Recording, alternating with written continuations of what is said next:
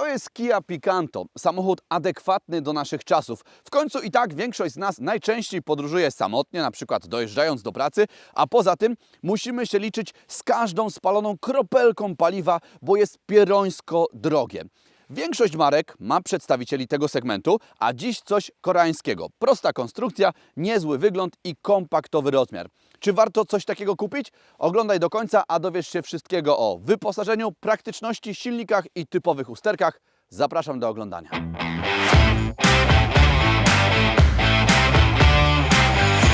Nie jesteś jeszcze subskrybentem Otomoto TV? Zmień to i nie przegap kolejnych filmów. Kliknij czerwony przycisk i włącz wszystkie powiadomienia. Zapraszamy także do Funkiel grupy na Facebooku, gdzie pomagamy sobie z usterkami samochodów, wspieramy się w zakupie i sprzedaży oraz dzielimy doświadczeniami. Link w opisie. Małe miejskie samochodziki mają być tanie i małe, ale już od dawna większość producentów dba także o to, aby się jakoś prezentowały. Picanto też brzydkie nie jest i wygląda trochę jak miniaturowa wersja Węgi.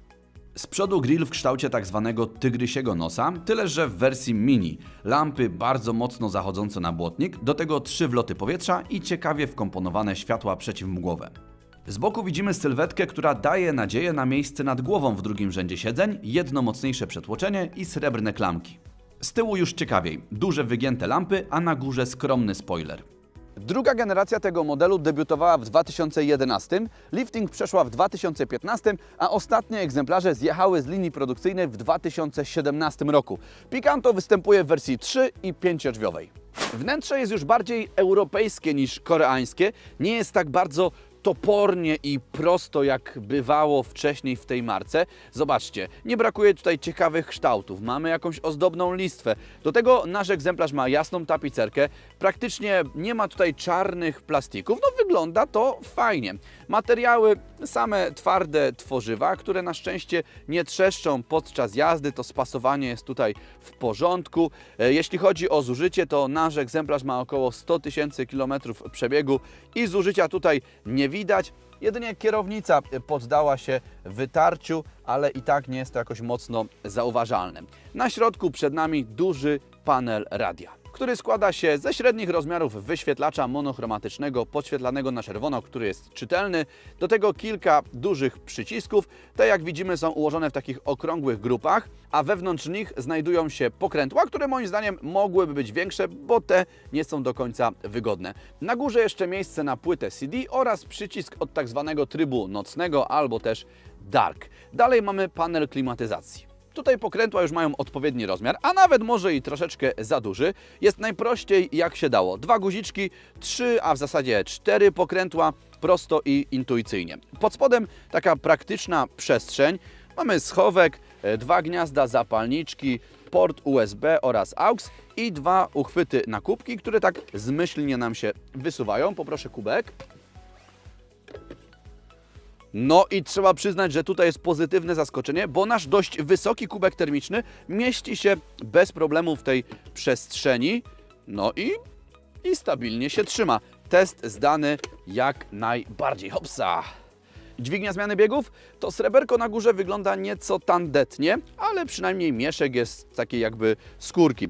Podokietnika nie ma. Na środku obok dźwigni hamulca ręcznego mamy jeszcze takie miejsce pewnie na jakieś drobnostki. No i kolejny uchwyt na kubek czy napój, ale raczej już dla pasażerów siedzących z tyłu. Schowek pasażera bardzo, bardzo pojemny, wykończony surowo, czyli zwykłym plastikiem. Nie jest nawet podświetlany. Kierownica to jest chyba najfajniejszy element tego wnętrza, jest dwuramienna, przez co wygląda nieco jakby ta centralna część unosiła się w powietrzu. Jak się dobrze przyjrzymy, to tutaj zauważymy ponownie ten lubiany przez Kię motyw tygrysiego nosa. Kierownica wykonana jest ze skóry, choć jest ona wyjątkowo twarda i chyba nie najwyższej jakości. Dodatkowo, no tak jak wspominałem na początku, tutaj widać jakieś zużycie czy przetarcie. Na kierownicy mamy kilka przycisków, dzięki którym obsłużymy multimedia, radio i inną muzykę. Manetki, trzeba o nich wspomnieć, bo wyglądają źle.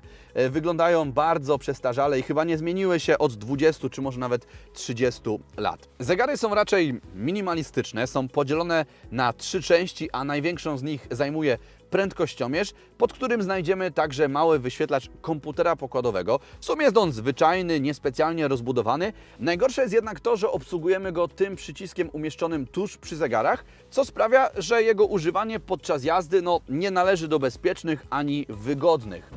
Na drzwiach twardy, mały podłokietnik i zaskakująco dużo przycisków. Otóż, moi drodzy, w tym malutkim aucie mamy elektryczne szyby z tyłu, co jest pewnym wyróżnikiem. Kieszeń w drzwiach jest wąska, jest tutaj także miejsce na napój, ale myślę, że zmieści się co najwyżej półlitrowa butelka.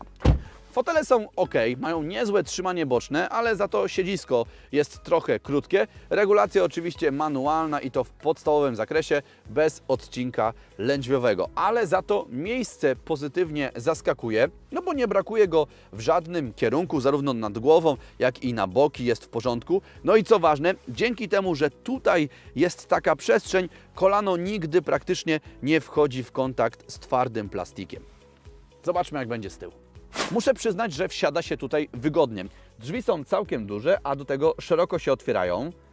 Na miejsce też narzekać nie można. Ja mam 1,77 m i siadając sam za sobą mam jeszcze zapas tutaj na kolana, nad głową. Na szerokość oczywiście idealnie nie jest, raczej dla 2 dorosłych osób, choć samochód jest 5-osobowy. Z tyłu mamy do dyspozycji na przykład kieszenie na fotelach czy zaczepy Isofix. Oparcie można składać w ten sposób.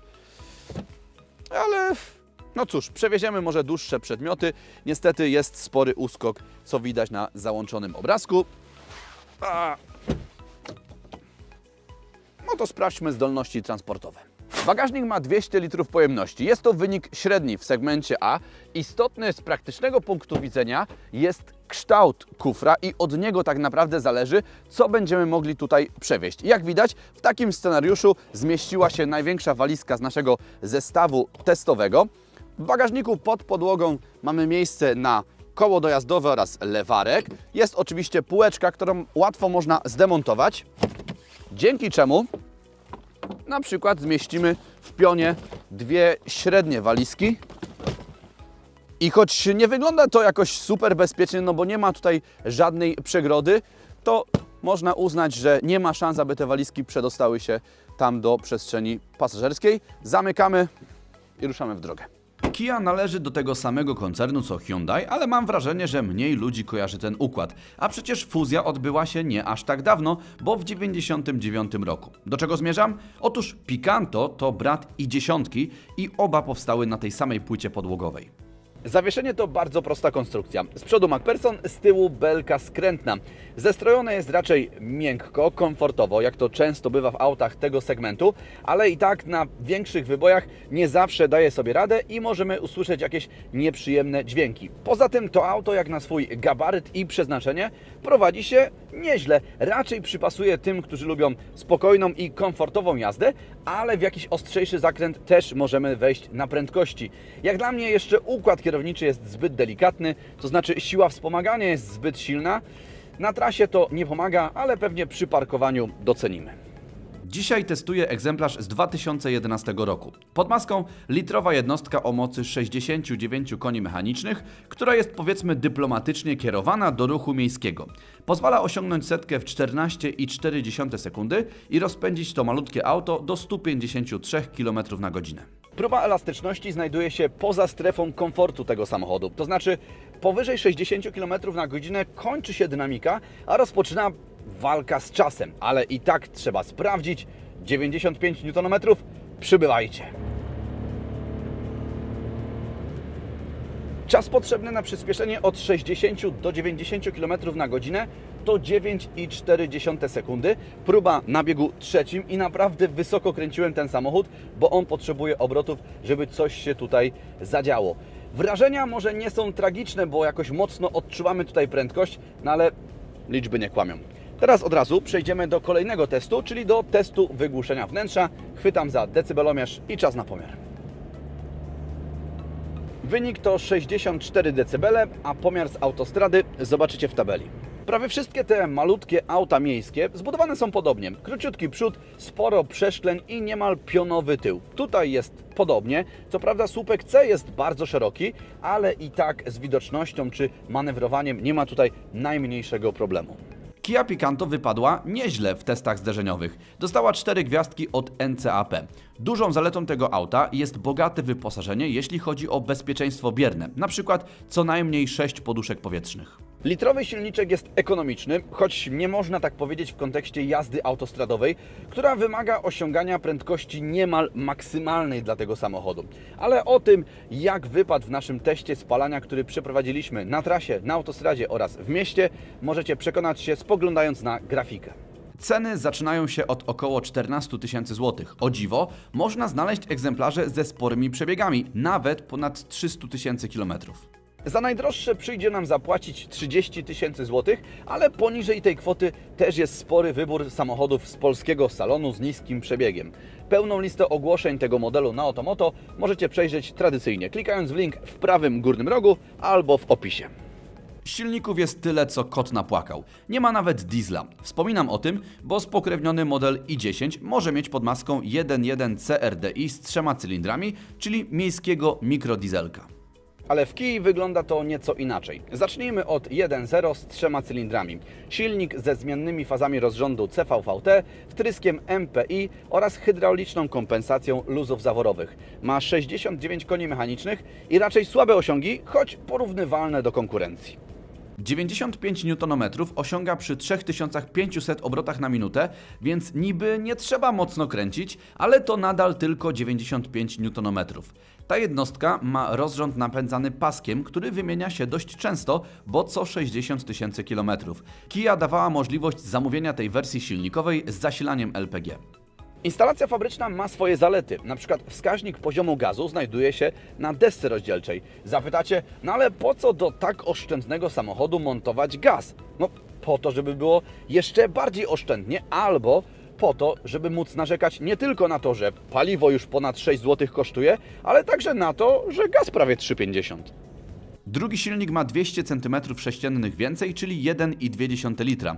Ma też o 1 cylinder więcej, łącznie 4 sztuki. Moc to szalone 85 koni mechanicznych. Lekko ironizuje, ale te kilka koni oraz moment obrotowy wynoszący 121 Nm sporo zmieniają w osiągach. Do setki 11,4 sekundy, a prędkość maksymalna to 171 km/h, której nie polecam osiągać, to tylko dla odważnych. Ten motor też ma zmienne fazy rozrządu CVVT, tyle że tutaj jest łańcuch rozrządu, a nie pasek. Też nadaje się do LPG, ale nie występował z fabryczną instalacją. Dodam jeszcze, że seryjnie Picanto posiada 5-biegowy manual, ale dla silnika 1.2 była opcja zamówienia 4-stopniowego automatu, który mocno pomaga w mieście. Także Kia rozdzieliła tutaj dobrodziejstwa. Jednym dała fabryczną instalację LPG, a innym automat. Awaryjność tego modelu jest niska. Nie ma tu zbyt wielu wyrafinowanych rozwiązań, co przekłada się na tanią eksploatację. Z wad mogę wspomnieć o mało trwałym napinaczu rozrządów 1.0, problemach ze skrzynią biegów, w której poddaje się łożysko oporowe, ale też sama synchronizacja biegów jest daleka od ideału. Niezbyt trwałe jest też sprzęgło, pewnie jazda miejska mu nie pomaga, ale spokojnie, ten element nie jest drogi. Do tego drobne problemy z elektryką, jak na przykład przepalające się kontrolki na desce rozdzielczej. Zdarzają się przypadki zatarcia linki hamulca ręcznego. Pod pancerz dostaje się brud i niestety problem gotowy. Jest też wątek wyścigowy. Picanto miało szansę wykazać się podczas Kia Lotus Race oraz Kia Platinum Cup. Często te wydarzenia były wylęgarnią młodych talentów. Fajny początek kariery, który nie stawiał przesadnie wysokiego progu wejścia dla młodych zawodników. Teraz jeszcze zapoznamy się z potencjalnymi wydatkami. Pierwsza tabela to koszty przeglądu zerowego, który warto zrobić po zakupie auta używanego, a druga to koszty poważniejszych napraw mechanicznych i blacharskich. A jeśli szukacie części lub akcesoriów motoryzacyjnych, zajrzyjcie na Otomoto części, link w prawym górnym rogu oraz w opisie. Jeśli chcesz, aby to Twój samochód wystąpił w filmie, pisz do nas na adres youtube@otomoto.pl. A teraz czas na krótkie podsumowanie testu. Co nam się spodobało w Kii Picanto drugiej generacji? Wygląda całkiem nieźle, zarówno z zewnątrz, jak i w środku. Szczególnie podoba mi się kierownica. Do tego silniki są proste, trwałe, tanie w eksploatacji i oszczędne. A co może wkurzać w tym modelu? No nie jest to samochód uniwersalny. W mieście sprawdza się świetnie, ale jazda autostradą czy dłuższy wyjazd na przykład na wakacje nie należą do przyjemnych. Tymczasem ja już Wam dziękuję za oglądanie. Zachęcam Was do subskrybowania tego kanału, zostawiania łapek w górę, pisania komentarzy. No i mam nadzieję, widzimy się w kolejnych filmach. Do zobaczenia. Cześć! Do tego są silniki. Siedzisko jest troszeczkę krótkie. Regulacja manualna. Nie ma tutaj regulacji. Regulacji. Uregulowana regulacja.